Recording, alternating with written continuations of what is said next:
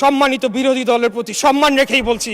আপনারা যদি আমাদেরকে পতন করার হুমকি দেন তাহলে বিরোধী দলের অবস্থান থেকে আপনাদেরকে পতন ঘটানো হবে ইনশাআল্লাহ। 8 সালের নির্বাচনের মাধ্যমে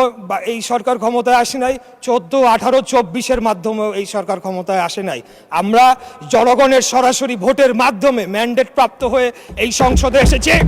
আমাদেরকে যদি কেউ হুমকি ধামকি দিয়ে মনে করে সরকার পতন করবে, আমি আপনার মাধ্যমে মাননীয় সংসদ নেতার উদ্দেশ্যে বলতে চাই, আপনি খালি হুকুম দিবেন, ইনশাআল্লাহ বিগত দিনে আপনার নির্দেশ প্রাপ্ত হয়ে আমরা যেভাবে রাজপথে অবস্থান করে জনগণের ভোটের অধিকার